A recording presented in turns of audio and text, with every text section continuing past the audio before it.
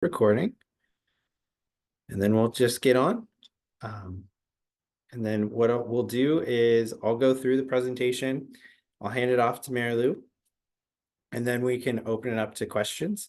But if you have any questions at the moment, you can put it in the chat, and Renee and Mary Lou will be answering depending on who it pertains to. So with that, we'll get started. So I just want to go over the agenda real briefly. So first, we're going to go over election documents, kind of go over the documents we use to create a plan for each election. Then we're going to go over the candidate filing process. Then we'll go over the all vote by mail election process, since 2025 is going to be an all vote by mail neighborhood council elections. I'll go over some election resources that we'll have pertaining to Region 10 specifically. Then I'll hand it off to Mary Lou. And lastly, we'll just open it up for any questions that anybody has. We usually have a good amount of time to cover questions, so we welcome them. You know, this is your time to learn about elections. So first, we'll talk about the neighborhood council bylaws. So whenever we talk about the administration of elections, our office always reviews the latest neighborhood council bylaws. And these sections in particular are what we're looking at when we build the plan for that neighborhood council election. So the first part is going to be in Article 3, which covers the boundaries. It will cover the boundaries of that neighborhood council as a whole. Also, if there's internal boundaries, it will also go over if there's any shared locations. Like there's quite often that there might be a library or schools that are shared between neighborhood councils. Next, we look at Article 4, which is a stakeholder definition. I'll go over the 4 different stakeholder types in the next slide. Article 5, which has the governing board outline. So this will detail the board seats for each neighborhood council. It will also talk about if there's term limits. Oftentimes, if there's staggered seating, it will be detailed here. And it will also talk about if there's any kind of special board structure. It's often covered in this section. Next, we look at Article 10, which outlines the elections. This will cover the voter verification type, if there's any special circumstances for candidates, such as I know in Mid-City, candidates can run for multiple seats. So that's covered in Article 10.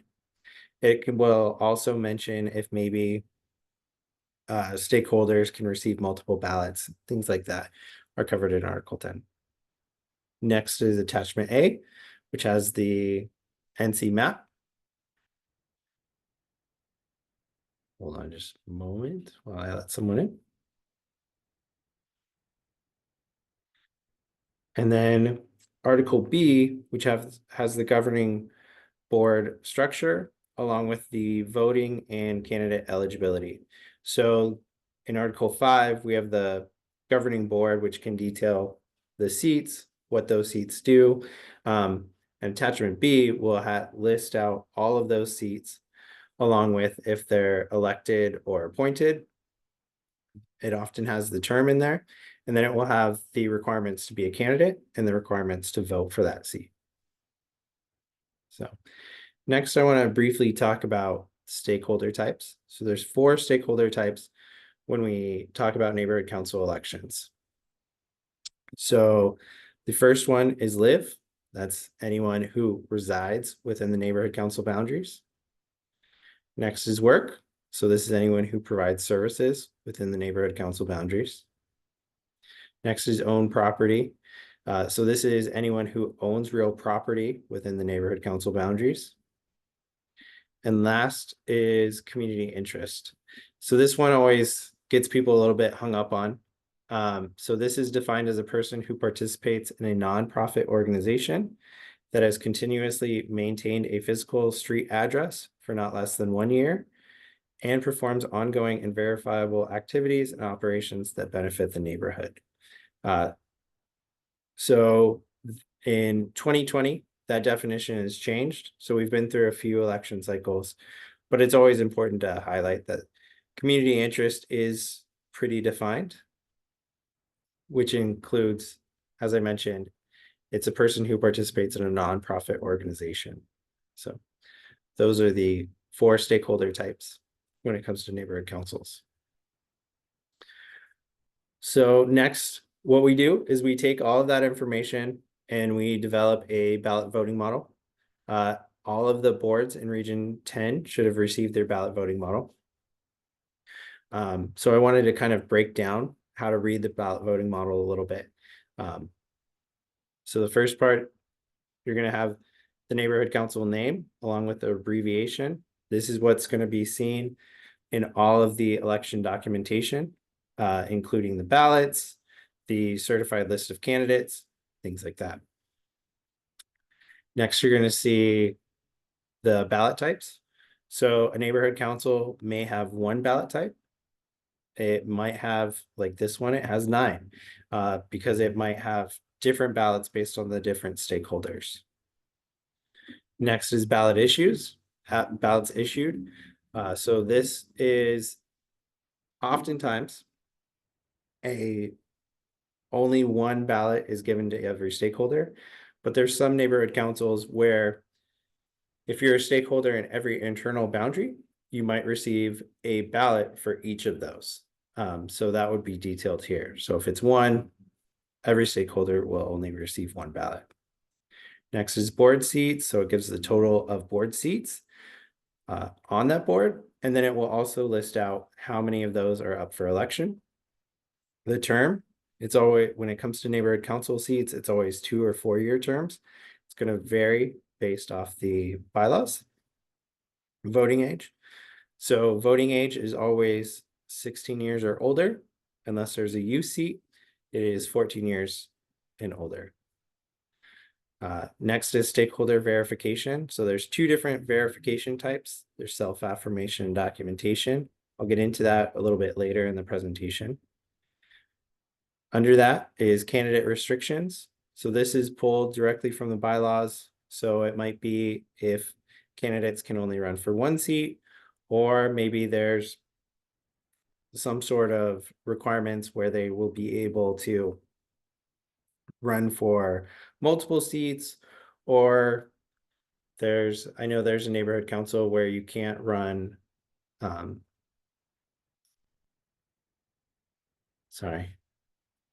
if you can only, if you're sitting in a official, like if you were a sitting city council member, you could not be a neighborhood council board member. So then that would be listed here, if there's any kind of requirements like that. Then we have other election related language. This would most common, the language that you're going to find here is if there's any shared boundaries. So for here, you can see Venice High School is a shared boundary with another neighborhood council. Under that, we list the vote by mail period.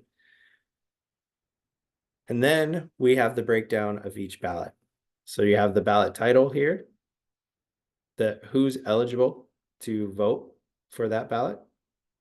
And then it lists out the seats that will be found on that ballot, along with the number of seats. So for example, at-large director, there's 7 seats up for election. So those voters will be eligible or will be able to vote for up to 7 people under the at-large director. And then it goes to the next ballot. So all of that is listed in your ballot voting model. If you did not receive your ballot voting model, make sure to send us the chat and I'll make sure that we get those over to you. So then I want to go through the candidate filing process now. So for Region 10, this will open this Friday, December 6th, and be open through January 20th, 2025. So candidate filing for neighborhood councils is open for 45 calendar days. candidates have two different ways to apply when it comes to candidate filing. They can apply through the portal, and they can also apply with a paper application. Paper applications are translated on our website. We will also have paper applications available at different locations, which I'll show you later, because we've been partnering with libraries and rec and park locations. Also on our website, the paper applications are PDF fillable forms. So if someone wants to just log in, fill out the form and then email it to us, that is fine as well. With all candidates are required to provide documentation proving stakeholder status. So when we talk about identification or documentation, we're talking about three different things that we're looking for.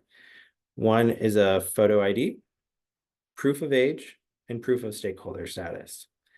So if the requirement is that the candidate is 18 years and above, and they live within the boundaries of the neighborhood council, if they have a valid driver's license, that meets all three requirements. However, let's say maybe they have a different address on their driver's license than where they currently reside. They can pair that driver's license with a utility bill, things of that nature.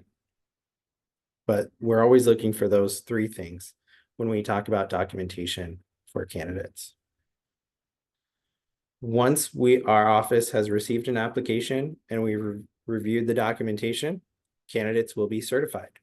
Once a candidate is certified, their documentation is deleted. We do not have access to that documentation anymore. That's the way our system works. So we're not holding on to those sensitive materials.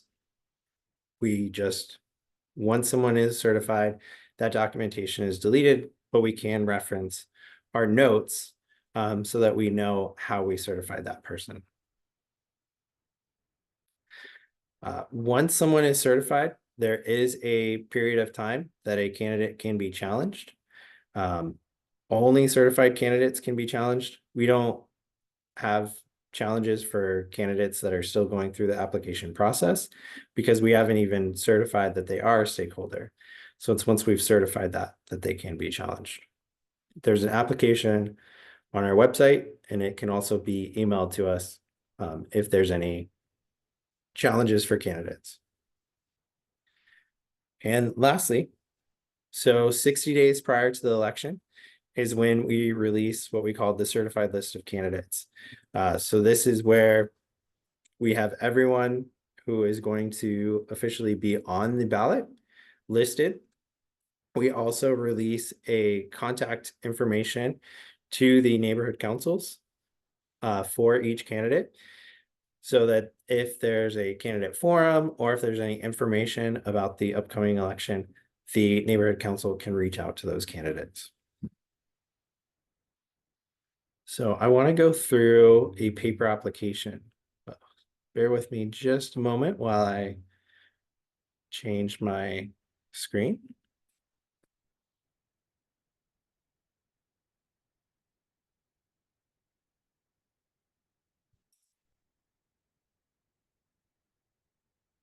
All right. So this is a paper application that I have filled out. I'll just kind of run through it so that we can see what they look like. So we break it down in different sections. The first one is going to be the neighborhood council information. So the candidate has a chance to write in the neighborhood council along with the seat that they would like to run for. Then it goes into candidate information, where they can put their name as they would like it to be seen on the ballot. As you can see here, so the name on the ballot is different than their legal name. That's allowed in neighborhood councils. The name on the ballot should be what they're known as in the community. So for example, let's say this candidate, his legal name is Theo, but he prefers to go by Victor, his middle name. So he can have Victor as his name on the ballot.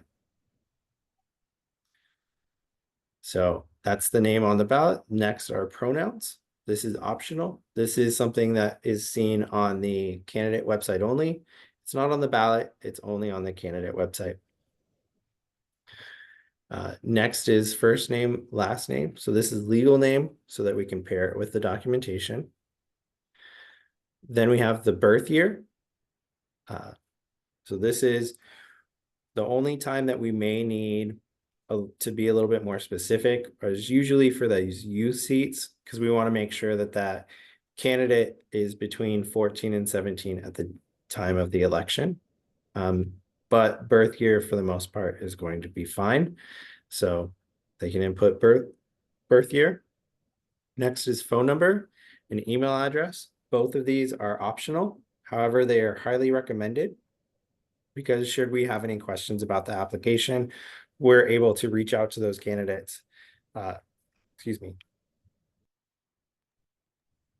We're able to reach out to those candidates to clear anything up. I always say if we get, sorry, if we get an application with a name and a phone number, we'll reach out to those candidates and work with them to get the information we need and hopefully get them certified. Next in this section, they list out if they are a current board member in this neighborhood council. This is really helpful for those neighborhood councils where maybe they have term limits so that we're able to make sure that they haven't exceeded their term, the term limit. Then they can initial if they agree to receive neighborhood council information from Empower LA via text. This is optional, but they can just put their initials there. Then the next section is the qualifying address. They complete all that apply. So we have it broken down into those 4 different stakeholder types. This stakeholder type works within the neighborhood council. So they filled out that information under work. So they've put the organization that they work for, the street address, and then they can check which applies for. The reason that we have these boxes is it really helps us a lot of the time because there could be a employee seat versus a business owner seat. So this kind of triggers us to know already when we're looking at it, what kind of eligibility they have. And we also put complete all that apply because there's some neighborhood councils where, let's say, it might require that you live and have community interest for that seat. So that's why we say complete all that apply because it can really help us. There's often been times too where someone puts a live and work address. And so their live address might be outside of the city, but their work address is within a neighborhood council. And so we can work with those candidates to really help them. Next is the documentation area. This is where they can list out if they included any documentation with their application. If we receive an application without documentation, we'll reach out to those candidates to try to find the best way that we can get that documentation. So here, for example, this candidate is attaching a driver's license and pay stub. The driver's license to confirm the photo ID and also age requirement, and then pay stub because it ties them within the neighborhood council. Then they sign under penalty of perjury that all the statements are true and correct and date. The second page allows them to include a candidate statement if they would like. It also has a few of the requirements, such as all candidate statements cannot exceed 1,000 characters. So that's including spacing, punctuation, and must be submitted 35 days prior to election. And so that is the paper application. Now I want to go through the candidate filing portal. So this is the homepage of the neighborhood council portal. This is going to be the same page for both voters and candidates. new thing that we have this year, which is great. Last election season, candidates and voters had to sign in through Angelino account. They don't have to do that this year. They can go straight through the portal. So for example, everyone will need to create an account. So when you do that, you just hit here, need an account, register here. And they would put in their first name, last name, email, and then confirm their email and hit create. They'll receive an email with a link to create their password. So it confirms that they are who they, that email is accurate. And then as soon as they click that link, they're able to create a password. And then they'll go back to the homepage. Once all that's done, you can log in here. So I have my email and my password. So I just click login.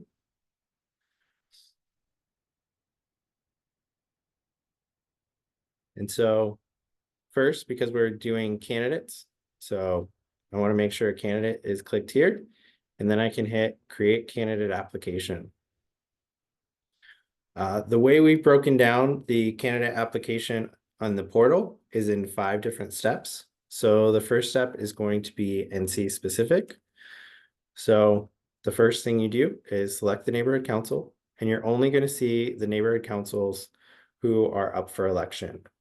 This is a test website, so we have a bunch of different ones here, but for today, I'm going to select Mid-City, and then you can select the seat that's up for election, and you're only going to see the seats that are up for this election.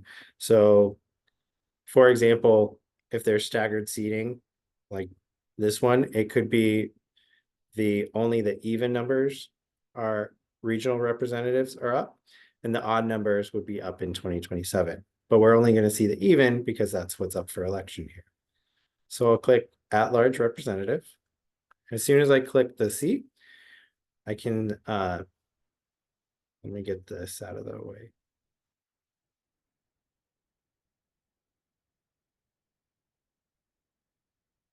As soon as I click that seat, I get to see the requirements for that seat, just so I can verify that I meet those requirements.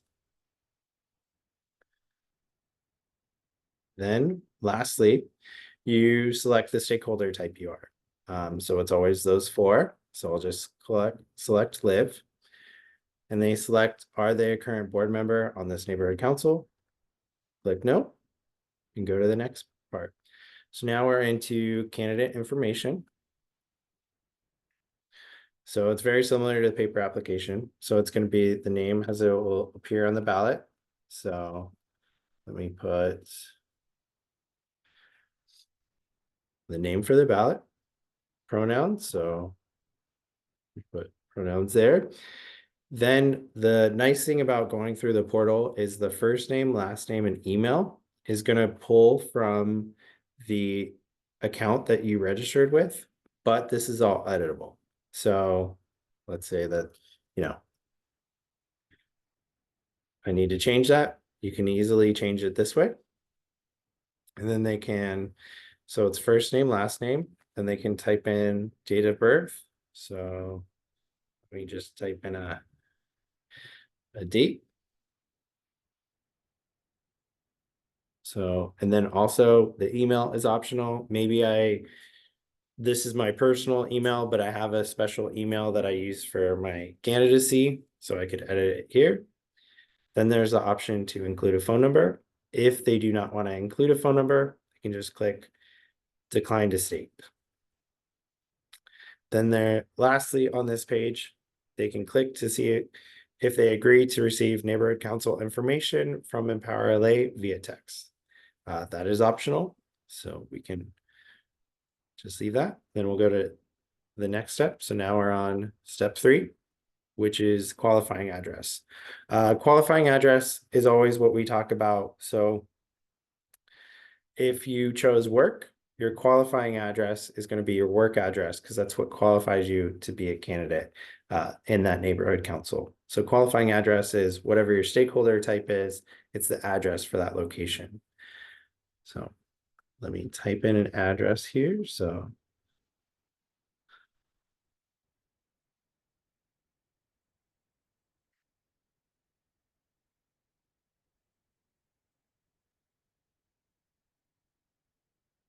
And just the zip code. Once the address is typed in, the candidate can click the verify qualifying address button. So once you do that, it will check that address to see if it's within the boundaries of that neighborhood council. So for example, here, you can see it says address is within the boundaries, and it plots using the green triangle. It plots the address within the boundaries and outlines it. The thing that can be really helpful is if that seat is tied to an internal boundary. So let's say it was tied to region 1, only region 1 would be highlighted here, not the neighborhood council as a whole, so that they're able to verify that they qualify for that specific seat.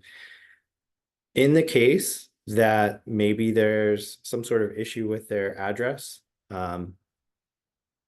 maybe the system, it looks like it's outside of the boundaries or it can't find the address, it does not stop the candidate from submitting their application. We'll look at it on our side to take a closer look to see if it in fact does qualify, or if there's any questions, we'll just be contacting that candidate. So I close on that as I verified. Then there's an option to include a mailing address. You can click same as qualifying, different from qualifying, or decline to state. So I'll just hit decline to state. So I'm going to hit next. And we're going to get 2 pop-up windows. The reason for these pop-up windows and kind of the separation is when we talk about candidate filing really has 2 distinct time frames. There's the submission deadline for candidate filing. And what that is going to mean is once I agree to these 2 pop-ups, that means that I've met the candidate filing deadline, which is submitting my application. The next step is actually 3 days after that deadline. There's a period of time when candidates can include or provide documentation proving their stakeholder status. But the first deadline is just making sure that the application is submitted. So the first pop-up is just declaring under penalty of perjury that the information is true and correct. And then a little blurb to remind them that it's their responsibility to attach any documentation and meet the deadline to provide that documentation. So I'll accept that, hit submit. The next is the Neighborhood Council Board Member Candidate for Election Board Service Acknowledgement and Affirmation Form. This is a wealth of knowledge about the Neighborhood Council system, links and information about being a board member. It's very helpful. We have it as a part of the handbook on our website and things like that, so it can be referred to at any point. But candidates can accept to say that they've agreed to the affirmation. They hit submit. So now that application is considered submitted. So when I was talking about the candidate filing deadlines, that's the information that's required during that candidate filing period. Now we have documentation. So candidates can click here if they would like to refer to our documentation guide. The reason that we have this documentation guide is really to help stakeholders through the process to learn about what kind of documentation might be needed. Because we have it broken down by different categories. It's not an exhaustive list, but we have some examples. You know, for example, here, if someone is a homeowner and that's what they need to prove, it kind of lists out what examples of proof of homeownership we've received, examples of photo ID, and examples of proof of age, because those are those 3 categories that we're always looking for. And it just kind of goes on and breaks it off. So for example, this page is going, if you work in the NC, and it lists the different kind of documentation we often see with someone who works in a neighborhood council. So that's an option if someone would like to. Then we have it broken down. We have proof of ID and then proof of live. this is always going to say whatever stakeholder type they chose. So if they chose community interest, it would say proof of community interest. If they only need one document, that's fine. As long as there's one document attached, that's great. So that we can select from the drop-down menu. We have listed out a lot of the common documents we see attached with the proof of ID. So I can choose California driver's license, and then I can select a file. So I will attach a driver's license. And let's say that's all I feel that I need for that candidacy. I can just click next. And so now that document is attached to that application, so we'll be able to review it on our end. Lastly is the optional profile area of the application. So this is where candidate photos and statements can be uploaded. So the first part is the candidate photo. So you can click upload profile. And then I'll select a candidate photo. You can see if I wanted to, maybe I want to reduce it a little bit more. I can edit it a little bit. And then I can scroll down here to see what it would look like. We do have kind of the standard size so that when you go to our candidate website, all photos are the same size and so that they're pretty uniform. So I can say, okay, I'm happy with that. So I can use that image.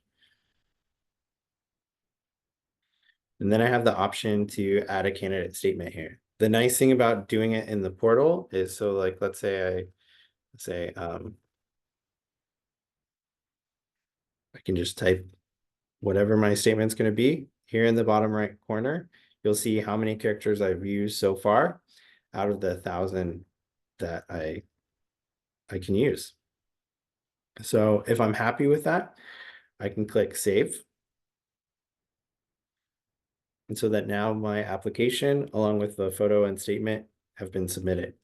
One thing I do want to talk about when it comes to candidate photos and statements, those will be posted once our office has reviewed them. The reason for that is we've had multiple times in the past before we started to do that, that someone might upload their driver's license as their candidate photo. And so we weren't reviewing it. And so just on that candidate website, that candidate had some sensitive information posted. So we take it down as soon as we notice, but let's say it happened on a Saturday, we might not notice until a Monday. So there could be a delay. So that's why we're always reviewing the candidate photos and statements prior to them being posted. Then once I submit an application here, I have quite a few applications because it's the test period. This is a test portal that I've been doing a lot of these presentations. But for each application that I submit, I'll get what we call a candidate tile. So I'll see the ballot name up here at the top, the neighborhood council, the seat that I'm running for that neighborhood council, the stakeholder type that I chose, the status of the application. So that's the great thing about submitting an application through the portal is you can log in at any point and you can see under status to see the status of, let's say that it's action required. That means that we've reached out and we need some more additional information before we can certify. You'll see the status of certified here, meaning that it's good to go. And that means that your name will officially be on the ballot. And then we include some filing dates and deadlines on there. There's also the option you can click candidate photo and statement. Let's say that I submitted one with my original application and I've been thinking about it and I realize I want to tweak my candidate statement a little bit. You can log in at any point before 35 days prior to the election and update that photo and statement. Technically, if you wanted to do it once a week, once a day, you can do that as long as it's prior to the deadline. And then there's also the option to withdraw. One thing to highlight is that this one login will allow me to basically submit an application for every neighborhood council I have eligibility in. So This election cycle, I think 89 neighborhood councils are up for election. So in theory, if I had a stakeholder status in all 89 neighborhood councils, I'd be able to submit 89 candidate applications. If, let's say that there's this Olympic Park application, and then I realized, I'm really interested in another seat. To apply for that other seat, you would have to withdraw from this seat, and then you'd be able to, as long as that's still the candidate filing period, apply for the other seat. So that's the candidate filing process. Let me go back to the PowerPoint.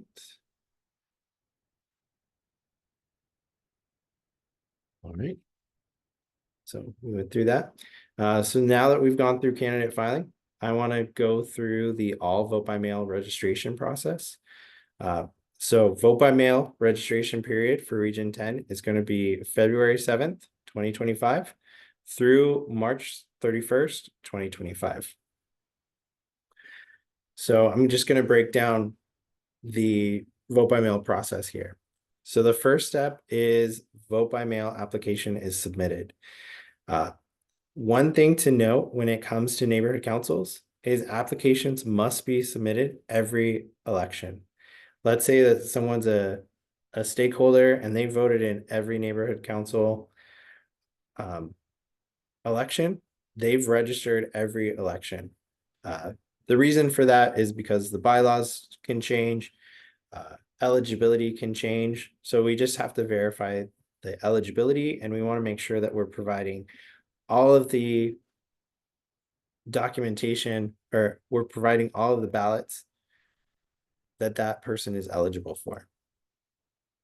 Next is voter verification. So staff will review those applications to verify eligibility to vote based off the bylaws. Let's say the documentation is required, then they'll review the documentation to verify which ballots that voter is eligible to receive. Once that application has been verified, next step is going to be the ballot packet is mailed. When we talk about a ballot packet, there's three main things that are included in that. First is the ballot or ballots. Let's say that that voter is eligible for multiple ballots. They'll receive all of those ballots in that one packet. Next, they'll receive instructions. Those instructions will walk the voter through the process of how to vote. It will also include information on the election day. Also a link to, it will have a link, also a QR code, which will take voters to the candidate website in case they want to review those candidate photos and statements for the candidates. And we include a prepaid return envelope with that ballot packet. So the next step, stakeholder votes. So they receive their ballot, they vote. That's great. And the last step is ballots are returned. So there's three main ways that ballots can be returned. One is USPS, using that prepaid return envelope. Next are the neighborhood council ballot boxes that we'll have available at different library and rec and park locations.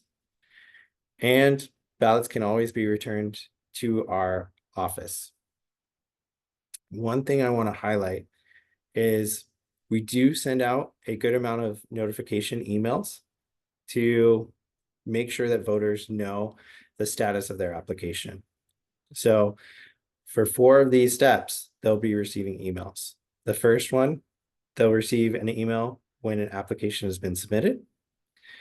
Next, they'll receive an email once we've verified that they're a stakeholder within the neighborhood council. They'll receive an email once that ballot packet has been mailed. This is really good to help in cases where maybe, they received that email and it's been 2 weeks. They can call our office and say, hey, I know my ballot was in the mail, I haven't received it, so that we can send them a resend of their ballot. And then lastly, they receive an email whenever we've received their ballot. So to verify so that they know that they mailed out their ballot, it's been received, it will be included in the tally. Excuse me. Next, I want to talk about voter verification. So there's two different ways that voters can be verified in neighborhood councils. There's self-affirmation and documentation. So I want to break down kind of the differences between the two. So the first part that we're focused on is identity. When it comes to self-affirmation, the voter is providing that information on the paper application or through the neighborhood council portal. For documentation, that requires a photo ID. Most common example of that is going to be a driver's license or like a California ID. So the next thing that we're looking to verify is age. So for self-affirmation, they're just providing that date of birth on their application. That's all that's required when it comes to self-affirmation. For documentation, we need a document with the date of birth on it. Again, most common example is going to be a driver's license. And lastly, we're looking for stakeholder status.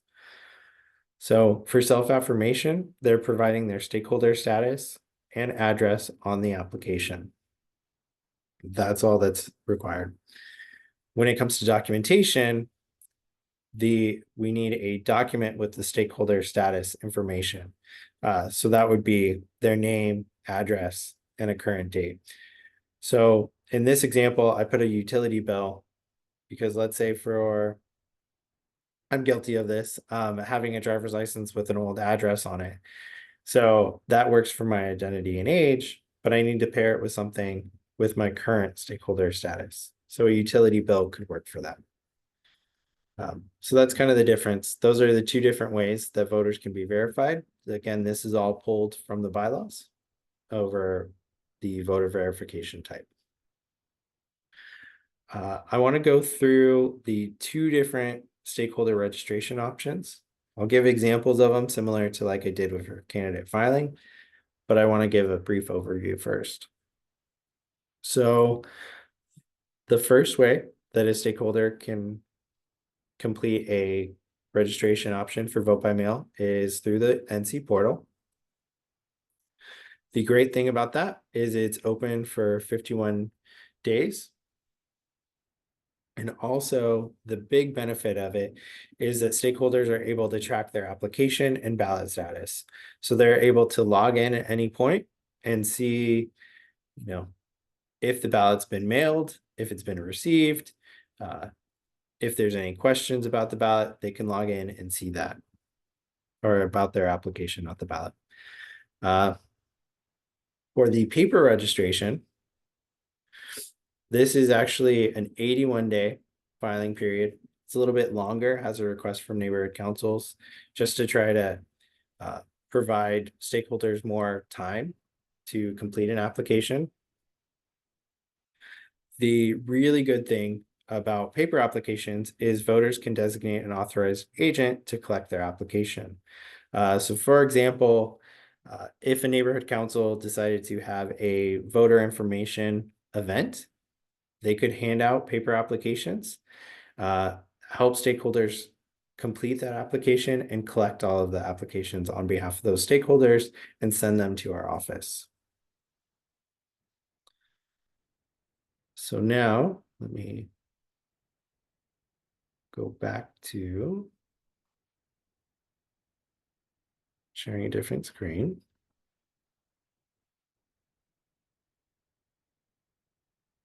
Going to go through the vote by mail paper application. Again, this vote by mail paper application is a PDF fillable form on our website, and we do have it translated in multiple languages. All of them are PDF fillable forms as well. So the vote by mail application has the voter information. So the voter will fill out their neighborhood council, include their first name, middle name, last name, the birth year. Then they can include a phone number and email address. Again, this is optional, but highly encouraged in case there's any questions. It's also very helpful if we have that email address because they will receive those email updates about their status of their application. They can also initial if they agree to receive neighborhood council information from Empower LA via text. That can be included here. And very similar to the candidate filing application, we have the qualifying address section broken up into the 4 different stakeholder types. And again, we put complete all that apply because based off those addresses and that information, they might be eligible to receive multiple ballots. So this voter, for example, filled out a live address and community interest address. So some neighborhood councils, each stakeholder type might be a different ballot. So they might receive multiple ballots based off that. And they've included, they've clicked that they own property because owning property might make them eligible for a different ballot. So they fill out that information. Underneath that, they can put the mailing address. So that can be if it's different from above. Then they can sign under penalty of perjury.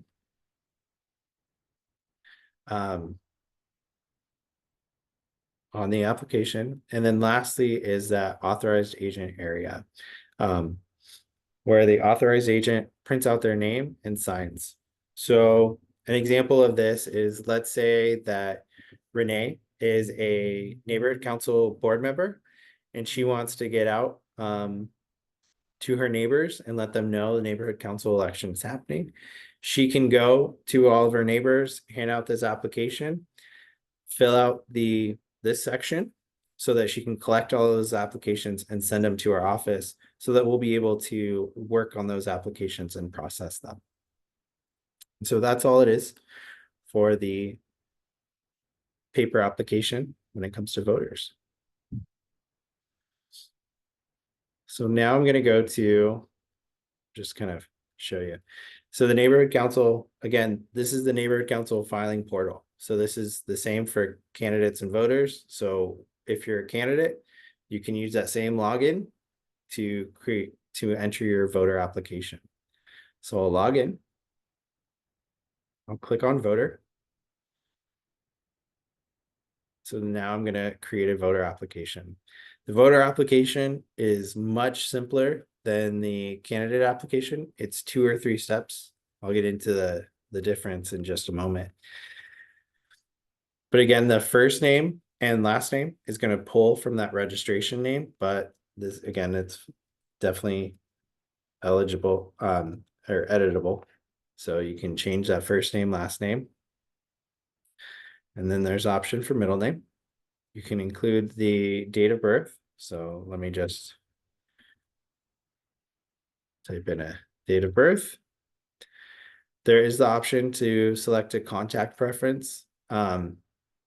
To be honest, we'll contact people both ways, but we do at first use the contact preference because let's say someone is much better to respond to their email than they are the phone. They can select that here. Then they have the option to include a phone number. Then they can click to, if they agree to receive neighborhood council information from Empower LA via text. And they select next. So that's all it is for step 1 in the process. So now we're on to step 2. So let's say if I chose, so let's say I chose Arleta, I'm going to stay at a 2-step process. And that's because Arleta is self-affirmation. But if I select a neighborhood council that requires documentation, let's say, for example, I'll choose EC Central, you'll see that now up here, I have 3 steps listed because I have a step for the documentation. So this portal will know if it's self-affirmation or documentation. So after I've selected the neighborhood council, I go to the stakeholder types. So I can choose if I live, work, own property, community interest. And every time I click on one, so let's say I chose live and work. Once I choose that underneath, so now I have an area to include my residence address, which is where I live. And then I have an area to include my work address. But just for the sake of time, to save you all from watching me type too much, I'll just click live. And let me type in a address.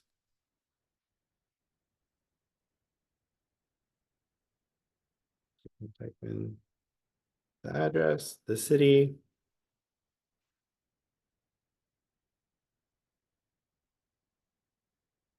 Once the address is typed, very similar to the candidate side, they can click verify address just to verify that the address is within the neighborhood council boundaries. So as you can see here, the neighborhood council is outlined, and right here it says address is within the boundaries. But just like candidates, let's say that for some reason the system isn't showing that it's within the boundaries, it doesn't stop the application from being submitted. We'll just take a closer look at it on our end. So you can do that. And then let me just copy this. So after I've put in my qualifying address, I can put in my mailing address. It's very common that, like, let's say that I put my work address. I don't necessarily want to receive my ballot at my work. I can receive it at my residence, which might be outside the city. So you can just type in the address here, and you can hit verify mailing address. Or when you hit next, it will automatically verify mailing address with USPS. Similar to whenever you're ordering a package from Amazon or any sort of online company, it's very often that you get that little pop-up window that states, this is what USPS recommends. So let me click next and I'll show you. So just like that, USPS mailing address found. It's going to pop up most of the time because it's going to include those last 4 digits. But let's say that it did something weird. You can hit no, use the address I provided, or I can just hit yes. So it will change it for me. Because this neighborhood council is documentation required, it takes me to that 3rd step, which is here. If it was self-affirmation, instead of next, it would be a submit button. So once that's submitted, the application is received. But here it's documentation required. So I'll upload my driver's license. There we go. So it's uploaded. It gives me the option to provide multiple documents if I would like to. It's really up to the stakeholder. They can hit submit. Once they do that, there's a pop-up to agreeing under penalty of perjury that all of the information is true and correct. And they hit submit.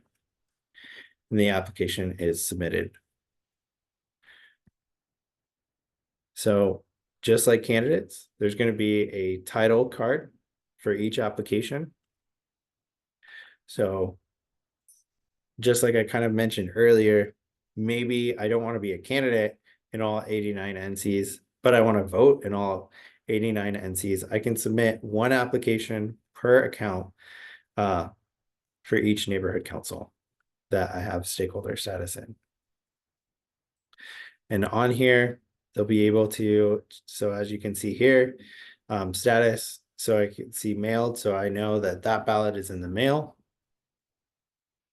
I know here that my applications are reviewed, but it's awaiting a ballot to be assigned to that application. This one, application received. So you can log in at any point to see the application status.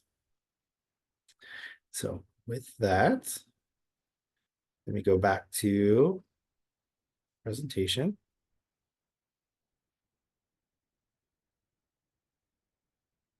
So I have the paper application, the portal. So now I want to break down some important dates when it comes to Region 10. So the first one is the vote by mail application period will open Friday, February 7th, 2025. Ballot mailing will begin on Tuesday, March 4th, 2025. Vote by mail application period ends on Monday, March 31st. The deadline to request a resend ballot is Wednesday, April 2nd. Election day is Tuesday, April 8th. And the deadline to receive postmarked ballots is Friday, April 18th. So as long as a ballot is postmarked April 8th, there's 10 days thereafter for our office to receive those postmarked ballots. All ballots received during that period after election day must be postmarked by election day, which is Tuesday, April 8th. So I want to go back to kind of highlighting the three different ways that ballots can be returned. Again, so the election day is going to be April 8th. Should say Region 10. I apologize for that. So the first way is USPS. Next is library and rec and park locations. We'll have ballot drop boxes available. I'll go through those locations for Region 10 in the next slide. And then ballots can also always be dropped off at our office. So for Region 10, these locations will have candidate filing applications, vote by mail applications, along with ballot boxes available during those periods. So once candidate filing opens, these locations will have candidate filing applications. Once vote by mail opens, they will have vote by mail applications. And then once we start mailing ballots, ballot boxes will be available at those locations. So these are the 6 locations that will be available for Region 10. If you know of any other locations where you might like to have candidate filing or vote by mail applications available, feel free to email myself, Renee, or your election administrator. And so we can definitely look into making that happen. And then lastly, I wanted to just kind of highlight the neighborhood council election administrators for Region 10. So hopefully everybody's familiar with your election administrator. They will be emailing you on Friday when candidate filing opens, just to let you know that the candidate filing is opened, and then we'll start emailing stats about how candidate filing is going and just reaching out and helping if anything is needed. And so with that, that will be the end of my part of the presentation, and I'll hand it off to Mayor Lou. Thank you, Michael. Good evening, everybody. I'll go ahead and switch over into my full screen, so bear with me and let me know, Michael, on your end if I have any tech issues on my end. I've been plagued with like black screens because I don't have 2 screens, so it's been inconsistent on my end. So let's see. There'll be some transition here when I go into full screen, so bear with me. All right, let's see. I'll go into slideshow. And I'll hide my and I'll hide this. Oh, okay, how's that? Can you see everything? Yeah, there's a few little boxes, but I think for the most part, we see it. So I think it's good. Okay, all right. All right, well, I think it should. Okay, all right, well, just bear with me. All right, so with that said, hi everyone. So I don't know if many of you know me. Hopefully, I've met with you. If not, my name is Mary Lou Guevara. I'm the Director of Awareness and Engagement with the Department of Neighborhood Empowerment, also known as Empower LA. I met many of you at Congress of Neighborhoods, out at events, at some of our regional meetings, at outreach one-on-ones. It's been a pleasure to see many of you out at community events, at neighborhood council meetings. Some of you attended our town hall meeting back on September 30th, where we had an opportunity to share our election engagement plan. I'll be reviewing a bit of that, sharing with you some of the work that we've been doing since, and then talking a little bit about some of the work that we're currently doing, working on, and just, giving you all a little bit of tips on some of the work that, some of the recommended framework that, and guidance that I always get asked about by neighborhood council leaders on what they could be doing to complement the work that the department's leading on during this neighborhood election cycle. So with that said, just kind of a bit of a review in terms of what our vision is as a department and on the work that we're leading on.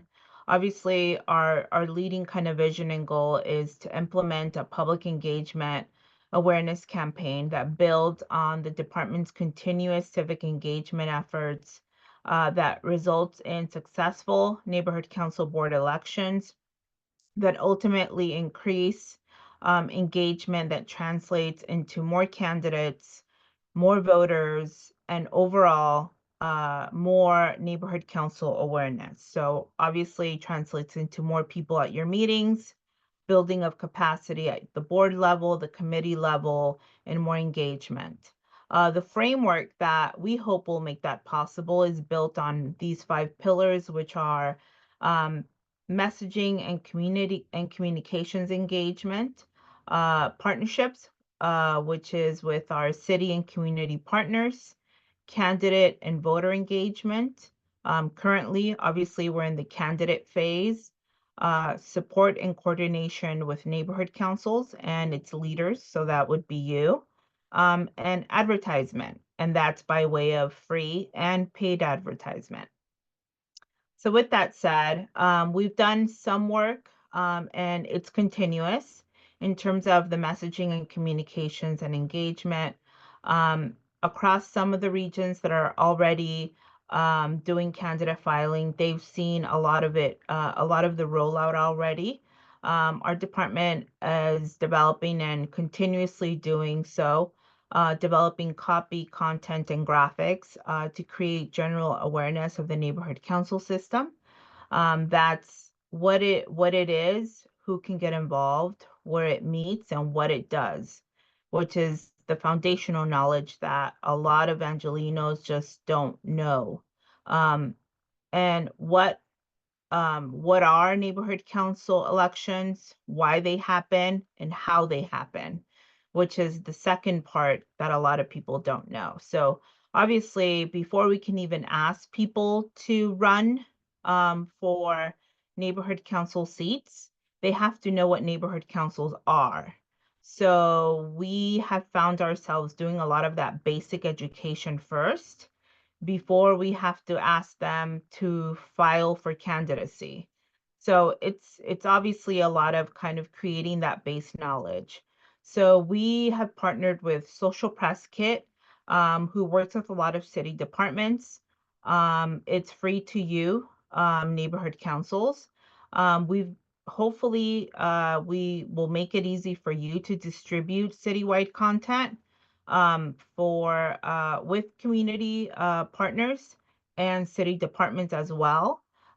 These are regional kits for you neighborhood councils and elected offices. A lot of the content is very kind of foundational knowledge, which is, who can run, how to vote, who can vote, filing period information, how to return a ballot, how to vote, what is vote by mail, how to drop off your ballot, why vote, just a lot of just basic knowledge for people who just never participated in either in the voting process or just don't know about neighborhood councils. So with that said, I have a short video that I've created because as you all receive information, especially on that Friday of candidate filing, you will get a link to your social press kit that will take you to your kit, and you'll get a link to this. So what you're seeing now will be what your kit looks like. It will have ready to go content. This is the citywide kit that you're seeing now. This one has very template information on, how to run for neighborhood council, has the content ready to go, the hashtags ready to go, the graphics ready to go. It has info for all regions. Obviously, you all will focus on your regional information. But this is for city partners that may be citywide. We do have dedicated regional information. So this is, for example, for Region 11. Neighborhood councils can cut and paste. They can download, they can get assets, they can post it directly to Facebook, directly to X, directly to Instagram. It doesn't directly plug into Nextdoor, but that's not a problem because you can download the image and upload it to Nextdoor or to any other Blue Sky if you're already on that new platform. You can edit the text if you want, like if you want to plug in your own website or your own hashtag, you can. We've created all the content ready to go so that you all don't have to spend all your time creating all the text. And we will continue to drop in content throughout the election cycle. So what you will see is content for the candidate filing period and the what are neighborhood councils phase of the election. Secondly, on that candidate filing day, you will also receive a personalized flyer for your neighborhood council in PDF and an image format with your neighborhood council's logo, branding colors, with a list of the open seats, your eligibility for those seats, website, election deadlines, and filing information, a QR code, and it's all tailored specifically to your election. Some of the additional support that we're providing to neighborhood councils, and this is on an ongoing basis, obviously, one-on-one guidance. We are available to go out to your outreach committee or election committee, have a public drive with resources and guides. We'll be sharing that link.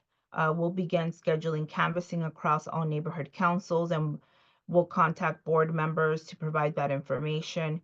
Your NEAs will be making regular announcements at upcoming board meetings beginning this month to work with your neighborhood councils if you'd like to join us for those canvassing dates.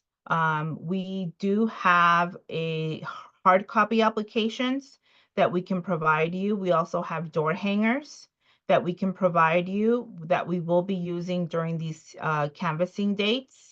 And we can also provide them to your neighborhood councils if you would like to use those as well for your events or for your own canvassing and outreach efforts. In terms of partnerships, we are working with city departments to get on their newsletters. We've already distributed information via the personnel and LA sanitation newsletter through the Office of the City Clerk. We've released a joint press release. We are doing NC 101 presentations. If your neighborhood council has any strong partnerships with any community-based organizations, and you'd like to join us for any presentations to spread the word about the work that your neighborhood council does in the community, and the work that you all do, and to share your personal stories about some of the projects that you've done and why they should uh, you know, uh, help with supporting uh, to get the word out about neighborhood councils and the open seats. We'd be more than happy not only to provide you a presentation, but also to provide you materials and the capacity to do those presentations. And we'd also like to join you if that's something that we can provide support with. And also you may join us. We have a couple presentations coming up, and we'd love to have speakers from your council join us as well. And obviously, we have a lot of displays along with the Office of the City Clerk across libraries and rec and parks. We're working on some advertising opportunities. Obviously, we have limited budget due to what's happening throughout the city and city departments with the budget crisis throughout the city. But we're still on an ongoing basis trying to negotiate some advertisement with some newspapers in South LA, in the Valley and the West Side. We are in the finishing phase with Dash and Metro to get some advertisement done in through some rail lines and on Dash buses. So we hope to have that finalized by the end of the calendar year. So hopefully we'll bring some great news by the end of the calendar year on that. But to that end, also, just some best practices that we'd like to share with neighborhood councils. I've been meeting with a lot of neighborhood councils who've been asking for some guidance on what they can do as election chairs or outreach chairs to get the word out about neighborhood council elections. So just a couple of key points in the next slides. As a department, a recommended framework to support the department's efforts and leverage your local partnerships, because you all know your community better than we do, is to identify key community partners, develop awareness through your own messaging channels. You all have newsletters, websites, determine engagement and awareness methods that work in your community. Use your own tools to spread awareness about neighborhood council elections. So with that said, you all have a list of maybe community-based organizations, either through the MPGs that you provide year-round, through the nonprofits, the homeowner associations, the block clubs, the Chamber of Commerce's in your community, the local businesses. Use those and harness those lists. And really get out the message that your neighborhood council is having elections, right? Get back in contact with those that you provided funding with throughout the year. Get back in contact with those that are part of your newsletters. If you have a newsletter, this is the time to send out a dedicated newsletter about the election, right? Use your social media, those posts specifically, use a social press kit post and tag those organizations, or maybe put out the content and make sure that they're part of your followers and get the word out. So that's a good way to engage. And obviously, developing awareness through messaging, using some of that foundational knowledge is a good way to take a step back and provide just some foundational knowledge about what neighborhood councils do.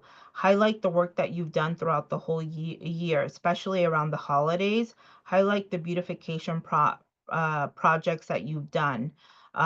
Just the work and the stories of your neighborhood council can really set a good foundation for the ask of asking people to run for office. So that storytelling piece can be really important. So developing awareness through that messaging before you ask people and create that message about running for office. So with that said, and I'm kind of speeding through these, but through that, kind of preparing some of your information channels. So engagement and awareness program. I think many of you, when I met with you through those one-on-ones, really talked about the teamwork and engaging committee members and your board members and your professional network. So really creating an engagement program throughout your neighborhood council. By engaging your board, your committee members, your partner organizations, you really harness that network. And really by asking them, um, you really create this culture of outreach. Many times I hear people say that their neighbors don't even know what neighborhood councils are. Um, if you yourself are running for office, you should at least ask 2 or 3 friends to maybe run with you. Or you should ask 2 or 3 friends if they know what neighborhood councils are. You should ask 2 or 3 friends if they know about neighborhood councils. You know, I always tell neighborhood council board members that they should be hyping their work in the community. And I think we forget to do that sometimes. And I think we need to create this culture of engagement and awareness around the work that we do in the neighborhood council system. So with that, and I think election time is a really good time to do that. Secondly, preparing your websites around election time. Having a page dedicated to elections is key. With deadlines, links, voter registration applications, perhaps a link to the candidate list, and other important information that can always perhaps go link back to our Empower LA website or our City Clerk website. But it's essential that during election time, anyone who visits your website, who's maybe looking for upcoming events, looking for your upcoming meeting, know that your neighborhood council is having an election. If they don't know that your neighborhood council is having an election by visiting your website, then maybe you're not getting the word out enough. So it's important to update your websites, prep your websites, and make sure that those that visit your website know that there's an election happening. Community and neighborhood council events. Obviously, if you have any events coming up, making sure that you have election information at any tabling that you do. Obviously, if you're planning on doing any canvassing, let us know. We have staffing. I myself, I enjoy going out for walks, so I can definitely join board members or any committee members that may be doing canvassing for your neighborhood council. I can definitely join. But consider that as part of your outreach strategy. I think doing person to person outreach is very effective, and introducing yourself as a neighborhood council leader and out in the community is also very effective. Social media, I think we've talked plenty about. It's one effective tool. It's not the only effective tool because there's nothing like person-to-person contact. And obviously, we know many people that are not online. Obviously, are senior citizens. Many people that are not plugged in or have limited access to broadband or not on social media. But obviously, I think Facebook, Instagram, X, or Twitter, Nextdoor are great tools to reach a lot of people and to distribute information. Election information is obviously key. It's a great way to reach community-based partners and share messaging. And obviously, if many of you are going to be candidates, it's a great way to also get information out. Voter engagement presentations, I think I've spoken about this. If it's we do presentations out in the community. You as a neighborhood council can obviously do presentations and contact your partners. You can always start by those that you provide MPGs to. Contact them, see if they have monthly meetings, if there's an audience that you can present about the work that your neighborhood council does, just like they come out to your monthly meetings and present, and just get the word out about the work that you do in the community and let them know that you have an election coming up. advertisement. There are sometimes no cost or low cost messaging opportunities in the community. Micro newspapers that have small ads and articles, local publications, online ads, social media obviously has, there's social media ads, Facebook ads that I know a lot of neighborhood councils utilize that can be tailored and very focused to specific audiences. Those are great tools that sometimes neighborhood councils can utilize.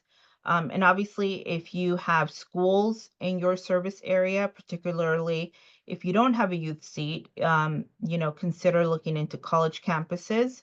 Or if you have a university in your service area, consider contacting a political science department or ASB club, student body organization, and consider seeing if there's a partnership around a presentation that your neighborhood council could potentially do on campus around neighborhood councils, getting involved, and obviously the election. So these are just some ideas on how to model an outreach plan during the election cycle. And, obviously it can also be modeled for year-round engagement. I'm obviously always available, during elections throughout the year. Many of you have contacted me. Always available for questions, feedback, any support that you all may need. And always open for questions and suggestions. So appreciate your time and feedback. Thank you so much. Awesome. Thank you, Mary Lou. I did see one question I kind of wanted to talk about a little bit in the chat, which was about candidate statements. And so I just wanted to show something. Let me share my screen really quick. So I can give an example of how the candidate website works on our end. So if you go to our website and you can look up candidate statements, and then there's a drop-down menu for every neighborhood council. What we can provide to every neighborhood council is a link to your direct candidate website. And so what's on that website is it's going to list, and I often say that if you're going to have these on your website, I think it's best if we use that link, just because what's on our website is going to follow the ballot exactly. So the seats will be in the same order that they'll be on the ballot, and the candidates will be in the same order that they're going to be on the ballot, which is in the random alpha order.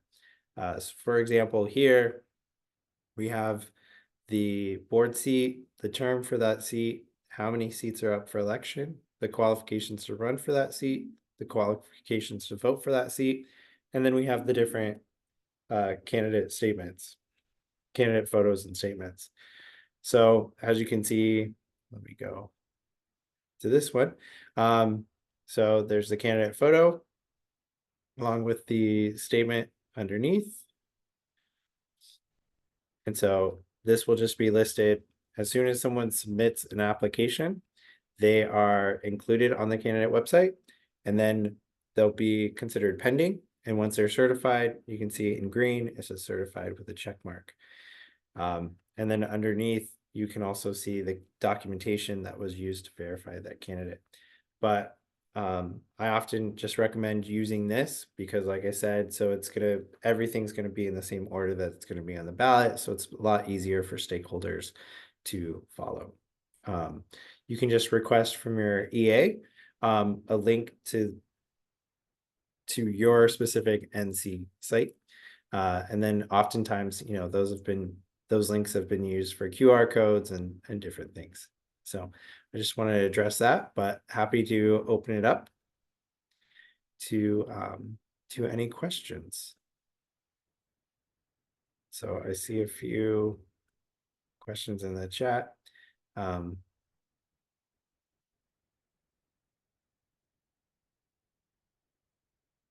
so the first question is, can we receive data on voter engagement, such as number of requested ballots and percentage of residents in the neighborhoods from prior years for as a reference point. I can speak to the previous election information. So that would include the number of requested ballots, the number of voted ballots, and things of that is available on our website. I'll include a link to our website, but we have an archive area which will include election data from 2019 on. So let's see. There's another question. And then I can just open it up. Feel free to raise your hand if you have any questions. Stop sharing as well.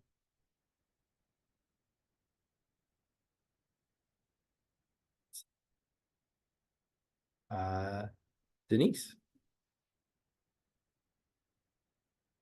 Hi, I didn't see the list of places that you could vote. If they have like the ballot boxes like they do for the election, are those the places with those boxes eligible? No, so we're not using the county drop boxes. We're just Okay. partnering with those library and rec and park locations to have NC specific ballot boxes. The reason for that is just because previously we used the county drop boxes and they were underutilized, and it comes with a lot of complications, especially if there happens to be a special election during a neighborhood council election. So these will be focused just for neighborhood councils. Okay, so I talked to the director of Jim Gilliam Recreation Center, and she said that if you guys want, you could put a box at that facility. Okay, I will And do you definitely. need me to put the address and everything and her contact information in Oh, the chat? we already Jim Gillian Recreation Center. We Uh, will be having stuff there. oh, okay, cool. I didn't see the list. I'm sorry. My Yeah, bad. Okay, no thank you. problem. But yeah, we've got that location covered. Okay. All right. Any other questions? Well, I had another question. I'm Yeah. sorry. Yeah. At one time or another, it was said that you guys would come out to meetings. Do we have to schedule an appointment? I mean, to let you know what meeting, or how often would you come to a meeting? Is there some guidelines to that? Just reach out to your election administrator and we can kind of work on what would work best for the neighborhood council. So, because we're happy to attend a meeting if we need to. We also have been partnering with Empower LA. So we've also, all of the NEAs are pretty up to date on all of these procedures and will also be eligible to help because I think they also attend all the meetings. So we want them to be, just assistance. So if they're at a meeting and let's say there's someone who says, hey, I want to be a candidate, they can help them through the process. So would it be possible at the King Day Parade, which is on a Sunday, but they have an event afterwards where they have a lot of tabling? Would it be possible for Dunn to come out at that event? Because then you could take care of a couple of the NCs that are around that. Could I send you the information for that? Yeah, definitely Okay. send that to both myself and Mary Lou, and that's a great idea, That Okay. sounds great, Denise. Okay. Yeah, both of our offices, we are really here to help and assist through the process. So Mary Lou handles a lot of the engagement. We do administration. We work, very well together. And we want to make sure that we are doing what we can for all of the different neighborhoods. So feel free to always reach out if you have ideas or anything that could be helpful. I know all vote by mail isn't necessarily ideal for a lot of neighborhood councils, but the good thing that makes us very different than previously in 2021 when we did this is we're not under a lot of those pandemic mandates and things like that. So now we can have events. We can have, we might not have an election day event, but we can have a voter information event where we can get the community together and have them fill out applications, and we're happy to be there, and we can, if it's documentation required, just view documentation on site, and then we can get back to the office and mail those ballots out. So feel free to always reach out to myself, Renee, your election administrator, for any ideas, and we can definitely help out. So any other questions?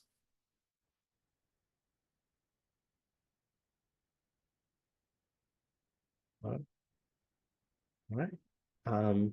Not seeing any, then I guess we are good to go. Thank you, everybody, for attending. Feel free to reach out if you have any questions or